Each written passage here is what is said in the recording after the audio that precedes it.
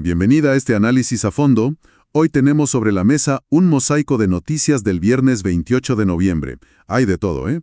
Crónicas nacionales, cables internacionales, deportes. Hasta datos de servicio locales. Exacto. Es como una instantánea de un día cualquiera. Un día que, bueno, parece contener de todo. Y nuestra misión aquí es justamente esa. No solo repasar los titulares, sino encontrar los hilos que los conectan. Claro. Entender, por ejemplo, qué tiene que ver un tuit optimista del ministro de Economía con el cierre de una fábrica a cientos de kilómetros de su despacho. Totalmente. Se trata de conectar los puntos. ¿Cómo dialoga un fallo judicial que mira 40 años hacia el pasado con las tensiones políticas de hoy? Vamos a buscar esos patrones, esos significados que a veces se esconden. Pues empecemos por donde más se sienten esas tensiones, que es la economía. A ver, si te parece, arranquemos por ahí porque es donde el contraste, entre el discurso y lo que pasa en la calle, se ve clarísimo. Sí. Por un lado, tenemos al ministro de Economía, Luis Caputo, celebrando en redes sociales lo que él llama un récord de exportaciones. Y lo hace, según sus palabras, con un tipo de cambio supuestamente atrasado. Es un mensaje de optimismo, ¿no? De que el plan funciona. Exacto. Sí, pero es un mensaje que choca de frente con lo que nos cuentan otras fuentes. La Unión Industrial Argentina, por ejemplo, reporta una caída del 2% en la actividad de octubre. Y eso es un promedio. Claro. Y si miramos la construcción, el desplome es de más del 20% comparado con el año anterior. Esos son los datos duros. Y esos datos duros tienen un impacto pero muy concreto. Las crónicas nos traen dos historias que lo ponen en blanco y negro. En Pacheco, Buenos Aires, cierra Color Living, una fábrica de muebles. 40 operarios a la calle. 40 operarios. Y cuando uno lee los motivos que da la empresa, son dos: caída de la demanda interna y la apertura de importaciones. Y a más de 1.000 kilómetros, en Montecaseros, en Corrientes, pasa algo muy parecido. La textil Platex cierra una de sus líneas de producción. También. Y despide a 20 de sus 36 trabajadores. El argumento es el mismo, o sea que no es un hecho aislado. No, para nada. Lo que estas fuentes nos muestran es cómo una cifra macro, esa caída del 2%, se convierte en 40 familias en Pacheco y 20 en Corrientes que se quedan sin trabajo. El ministro celebra exportaciones con un dólar que favorece la importación. Y por el otro lado, fábricas que producen para el mercado local cierran precisamente por eso, por la competencia importada y porque nadie compra. ¿Cómo coexisten estas dos realidades? Esa es la cuestión. ¿Es una desconexión total o hay una estrategia económica que justifica este, sacrificio industrial a corto plazo? Esa es la pregunta del millón. Desde una perspectiva puramente macroeconómica, alguien podría argumentar que es un dolor necesario para estabilizar variables, para bajar la inflación, reordenar la economía. Claro. El problema, y es lo que reflejan las fuentes, es que ese dolor es inmediato. Es muy real para sectores enteros. Y claro, genera una respuesta. Ahí entramos en la conflictividad social. Vemos que los sindicatos estatales ya están convocando a un paro con movilización. Para el día que se trate la reforma laboral en el Congreso. Exacto. Es una reacción previsible. Pero fíjate qué interesante el otro lado de la moneda que aparece en las fuentes. La respuesta judicial a la protesta. ¿En Misiones? Sí. En Misiones condenan a 2 dirigentes docentes, Mónica Gurina y Leandro Sánchez, por entorpecimiento del transporte. Esto fue durante las protestas masivas del año pasado, de 2024. Y uno de ellos, Sánchez, lo define de una forma muy contundente, ¿no? Sí, dice, es la criminalización de la protesta. Es un panorama completo. Un discurso oficial de éxito exportador, datos de caída industrial, despidos con nombre y apellido. Y una conflictividad social que no solo toma la calle, sino que termina sentada en el banquillo de los acusados. Y esta tensión entre la protesta y la respuesta del Estado nos lleva casi de la mano a la arena judicial. Que esta semana parece haber sido el epicentro de todo, con decisiones que miran tanto al pasado más oscuro del país como al presente más inmediato. Es que es increíble. Empecemos por la Corte Suprema, que con los jueces Rosati, Rosenkrantz y Lorenzetti tuvo un día, muy activo. Por un lado, le cierran la puerta a un grupo de empresarios en la famosa causa Cuadernos, Ellos querían llevar el caso a la justicia electoral. Y esto es clave. Para quien nos escucha fuera de Argentina, Comodoro Pi es, bueno, el edificio federal donde se tramitan las causas de corrupción más importantes. Y de mayor impacto político. Totalmente. Sacar el caso de allí y llevarlo a la justicia electoral hubiera sido para muchos una forma de diluirla o de demorarla indefinidamente. O sea que la Corte lo que dice es, la investigación sigue ahí. Sigue su curso en el fuero más temido por el poder político. Exacto. Y acá hay algo que me llama mucho la atención. La misma Corte Suprema, que toma una decisión tan pesada en la causa Cuadernos, se ocupa también de dejar firme una condena menor a Nicolás Carrizo. El jefe de los copitos. Él mismo, por tenencia de documentos ajenos. A primera vista parecen dos cosas de escala muy distinta. ¿Qué nos dice que le dediquen tiempo a ambas? Nos dice que en el ajedrez del poder cada pieza cuenta. Carrizo fue absuelto en la causa principal, la del intento de magnicidio. ¿Cierto? Pero esta pequeña condena lo mantiene dentro del radar judicial, con antecedentes. Son esos movimientos sutiles, ¿viste? Demuestran que la justicia, incluso en sus decisiones aparentemente menores, envía señales políticas. Y no solo se mueve en las altas esferas. Las fuentes también reportan una denuncia de la Unidad de Información Financiera. La UIF. La UIFI contra un exfuncionario del organismo, Justo Greco Paiza. La acusación es por un conflicto de intereses. Por representar a un imputado mientras todavía trabajaba ahí. Exactamente. Haber representado a un imputado en una causa mientras todavía era parte del organismo que debía investigarlo.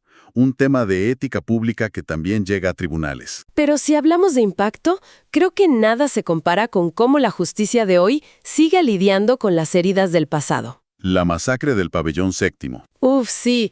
El juez Daniel Rafecas procesó a un juez de la última dictadura, Guillermo Federico Rivarola, y a 3 exagentes penitenciarios. La acusación es gravísima. Encubrimiento. Encubrimiento en esa masacre de 1978, en la cárcel de Devoto. Estamos hablando de un hecho que ocurrió hace casi 50 años, donde murieron 75 personas. Es impresionante la persistencia. Es que este caso fue declarado de lesa humanidad en 2014. Eso significa que no prescribe. El Estado tiene la obligación de seguir investigando. Y en esa misma línea. Como si el pasado se negara a ser enterrado, sí. El fiscal Félix Kraus denuncia a un alto mando actual de la Armada, el vicealmirante Juan Carlos Coré. ¿Por qué? Por intentar destruir documentación que podría estar ligada a crímenes de esa misma época. O sea que no es un tema de archivos viejos. Es una disputa que está ocurriendo ahora, en 2025. El pasado no solo no está cerrado, está en plena ebullición. Es increíble cómo en un solo día la justicia puede estar desenterrando los horrores de una masacre de 1978 y al mismo tiempo definiendo el futuro de una de las causas de corrupción más grandes de la historia reciente. Te da una idea de las capas de tiempo que conviven en el presente argentino. Totalmente. Y mientras la justicia se mueve en esas líneas de tiempo, el tablero político también tiene sus propias jugadas. Vemos mucho movimiento en el Congreso, por ejemplo. En el Senado se bloqueó la jura de una senadora electa. Lorena Villaverde, de La Libertad Avanza. Exacto. El motivo que se esgrime es una detención que tuvo en Estados Unidos en 2002 con cocaína. Más allá de los detalles del caso, lo interesante es cómo se usa políticamente. Hay una cita en las fuentes de José Mayans, un senador de la oposición, que es muy gráfica. La tengo acá. Antes de la votación dijo que dejen los dedos marcados que apoyan el ingreso del narcotráfico al Senado. Fuerte. Es la política en su estado más puro, ¿no? Usar un hecho del pasado para una batalla del presente. Y del otro lado del Congreso, en diputados, otra controversia, pero de naturaleza completamente distinta. Ah, sí, el evento antivacunas. La diputada Marilú Quirós, del PRO, organizó un evento antivacunas en el propio edificio de la Cámara. Y lo llamativo es que contó con la autorización del presidente de la Cámara, Martín Menem. A pesar del enorme rechazo de la comunidad científica y de buena parte del arco político. Totalmente. Vemos 2 conflictos que muestran las grietas ideológicas y éticas que atraviesan el Congreso. Pero mientras en Buenos Aires se dan estas batallas, en las provincias se está gestando otra cosa. Los gobernadores. Gobernadores de Salta, Tucumán, Catamarca y Neuquén. de distintos partidos. Se reunieron para formar un interbloque. Y esto se conecta directamente con lo que hablábamos de la economía, ¿no? Exactamente. Si las industrias de sus provincias sufren, necesitan unirse para negociar con más fuerza. Se autodenominan dialoguistas. Buscan, como dijo el gobernador Sáenz de Salta, acompañar al gobierno nacional, pero defendiendo que a las provincias les vaya bien. Es un pragmatismo regional. Totalmente. Contrasta con las peleas más ideológicas de la capital. Están diciendo, necesitamos que las fábricas no cierren, que la gente tenga trabajo, y para eso vamos a negociar juntos. Y mientras se reconfigura ese mapa de poder, el gobierno nacional avanza con su propia agenda. Se aprobaron los pliegos para privatizar 4 represas hidroeléctricas clave. En Neuquén y Río Negro. Y no hablamos de cualquier represa. Para nada. Alicurá, El Chocón, Cerros Colorados y Piedra del Águila son vitales para la generación de energía de gran parte del país. Es una decisión con un impacto estratégico y económico enorme para las próximas décadas. Y para cerrar el capítulo político, un dato que queda flotando. El presidente Milei canceló a último momento su viaje a Washington. Al sorteo del Mundial. Sí, no hubo una explicación oficial clara, lo que, bueno, siempre genera especulaciones. Y ya que mencionamos Washington, salgamos un poco de Argentina, porque el contexto internacional que nos dibujan las fuentes es fascinante y tiene todo que ver con nosotros. Hay una historia sobre las elecciones en Honduras que parece de película.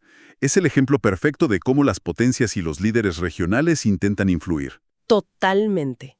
Por un lado, tenés a Donald Trump, desde Estados Unidos apoyando explícitamente a uno de los candidatos, Nasri Tito Asfura. Lo llama el único verdadero amigo de la libertad. Y dice que juntos van a combatir a los narcocomunistas. Es Trump en estado puro. Y acá viene lo increíble.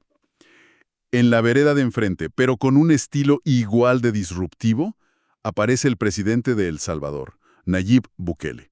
¿Y qué dice? Le dice a los hondureños que hagan exactamente lo contrario de lo que diga Arena, el partido salvadoreño que él asocia con Asfura.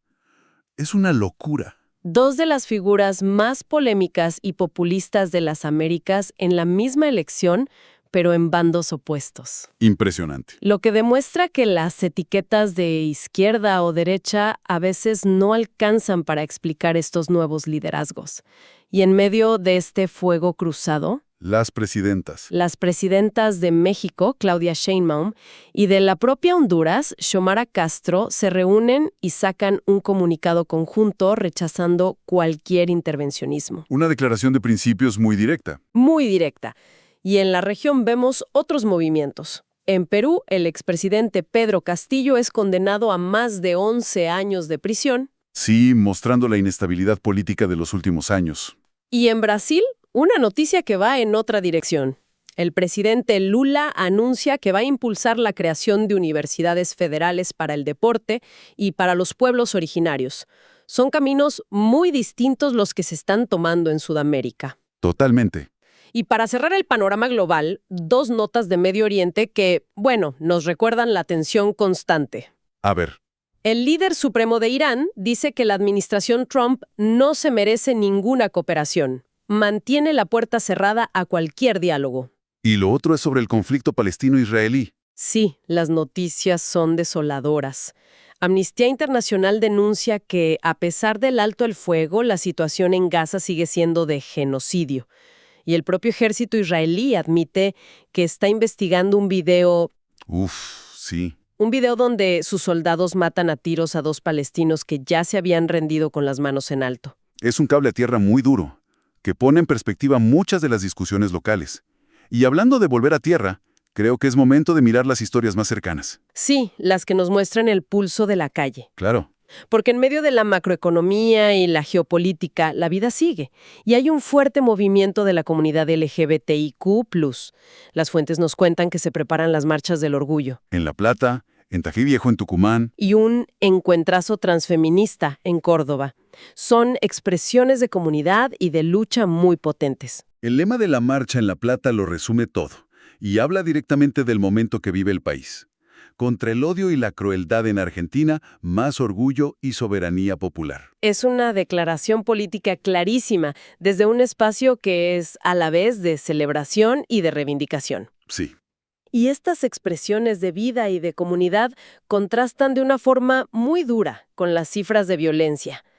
Las fuentes reportan 231 femicidios en lo que va del año. Un número frío, pero si lo desglosamos... Significa que una mujer es asesinada cada 34 horas en Argentina, el 65% de las veces en su propia casa. Son datos que no podemos normalizar. Para nada. Y junto a esa violencia sistémica, también están las tragedias individuales que nos acuden, como la muerte de la periodista Leticia Lemby, de 33 años. Que cayó de un acantilado en Mar del Plata. Sí, mientras intentaba sacarse una foto. Una historia tristísima que nos recuerda la fragilidad de la vida. Pero, en medio de esa oscuridad, las fuentes también nos traen una luz de esperanza. La historia de Tatiana, una niña de 9 años en Tucumán. Estuvo internada 3 meses por las consecuencias del acoso escolar que sufría. Y esta semana le dieron el alta. Su familia y vecinos la recibieron con una caravana, celebrando su vida, su recuperación. Es un gesto de reparación comunitaria muy conmovedor. Absolutamente. Y para terminar el deporte, que también nos cuenta historias muy humanas. Por un lado, la lealtad. Neymar. Neymar, aunque está lesionado y jugando en Arabia Saudita, planea volver a Brasil para jugar los últimos partidos con su club de origen, el Santos. Para intentar salvarlo del descenso. Lo llaman el último baile. Es un gesto de amor a la camiseta que ya casi no se ve. Para todo un club, una ciudad y una liga.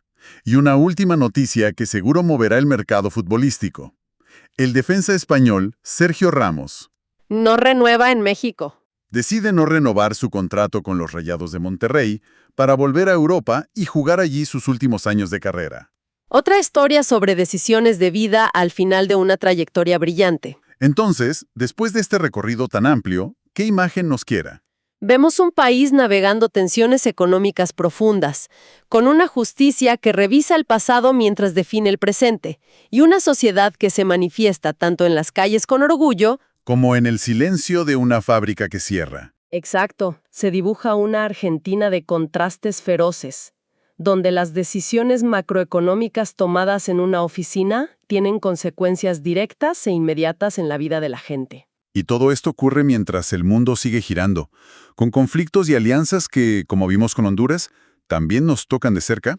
Y para reflexionar me quedo con una idea. Hemos pasado de un fallo de la Corte Suprema sobre crímenes de la dictadura a la formación de un bloque de gobernadores. Y hasta el estado del tránsito en una ruta de misiones que terminó con una condena.